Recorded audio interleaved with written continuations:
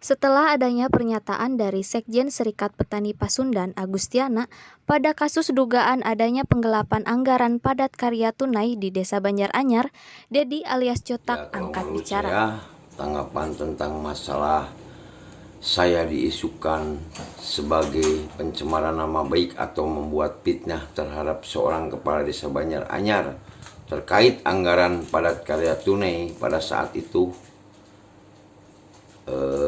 dalam artian saya tidak menerima dengan apa yang diucapkan oleh Pak Agustiana, karena saya bisa membuktikan dan faktanya jelas. Karena saya punya beberapa bukti, bahkan pada tahun 2018 itu mulai adanya program padat karya tunai. Dan ketika dianalisa dan saya klarifikasi ke bawah, sesuai mungkin keterangan dari beberapa sumber, ternyata Banjaranyar itu tidak melahirkan atau tidak melakukan padat karya tunai yang sesuai yang harusnya diterima oleh penerima manfaat.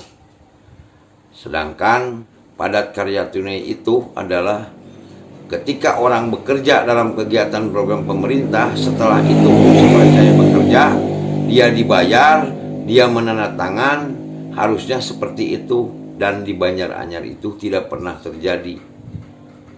Itu mungkin jawaban pertanyaan yang tadi dibahas awal dari perkataan Pak Agustiana.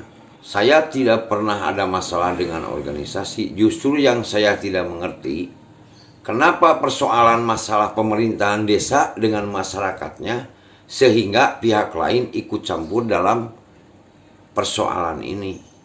Ini pemerintahan.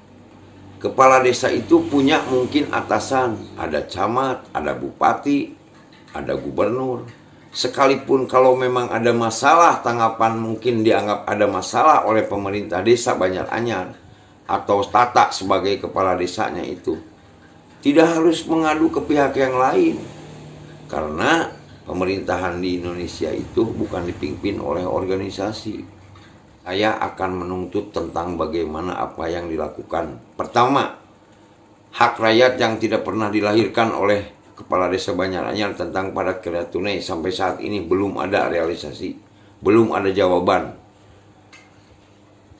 Siap. Yang kedua, saya tidak menerima dikatakan membuat unsur fitnah terhadap saudara Kepala Desa Banjaranyar yang namanya Tata, karena saya juga punya bukti-bukti yang bisa dipertanggungjawabkan secara hukum. Saya mendapat beberapa dari narasumber, dari tiap-tiap kepala dusun, dari masyarakat sendiri. Bahkan di situ ada rekayasa. Masyarakat disuruh tanda tangan untuk upaya ceritanya mengajukan program untuk tahun 2019. Ternyata hanya dimanfaatkan untuk melengkapi administrasi sebagai penerima padat karya tunai. Kalau dikatakan pengamat pembangunan, itu saya kurang mengerti. Justru yang menghambat pembangunan itu bukan saya. Saya justru meluruskan apa yang menjadi program pemerintah. Yang justru menghambat program pemerintah itu bukan saya, justru kepala desa. Hak rakyat tidak pernah diberikan, pekerjaan tidak sesuai dengan spesifikasi. Dan saya juga mungkin kalau bisa dibuktikan ini, saya tahun 2019 pernah jadi panitia pelaksana kegiatan pembangunan jalan Sukanagara. Dan hasilnya bisa dibuktikan di lapangan sekarang perbedaannya bagaimana. Dan itu juga ada anggaran mungkin dari siapalah nggak tahu. Tahu itu dana aspirasi atau apa. Dan itu anggaran tidak terserap semua terhadap program tersebut. Desa juga mengambil jumlah 40 juta untuk nggak tahu untuk kepentingan apa di situ. Dan itu adalah bisa dikatakan salah satu korupsi. Siap. Jadi kalau saya dibilang menghambat pembangunan, di mana menghambatnya? Dan kalau saya dikatakan membawa masyarakat atau memberi isu hal-hal yang lain, justru saya mencerdaskan masyarakat supaya paham tentang apa yang menjadi ketentuan program pemerintah. Kalau saya dibilang menghambat pembangunan, di mana letak menghambat pembangunan? Justru saya meluruskan apa yang harus dilakukan oleh pemerintah Desa Banjaranyar. Ini pemerintahan Desa Banjaranyar dengan masyarakat. bukan pemerintahan organisasi. Di Indonesia itu tidak pernah ada.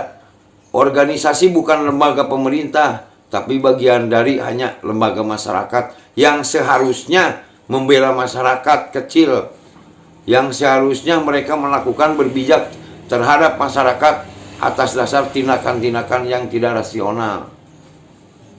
Jadi kalau saya dikatakan menjadi pengamat pembangunan atau membuat isu fitnah tentang masalah padat karya tunai, padat karya tunai itu undang-undangnya dibuat bukan oleh masyarakat, tapi oleh pemerintah, dan itu wajib direalisasikan.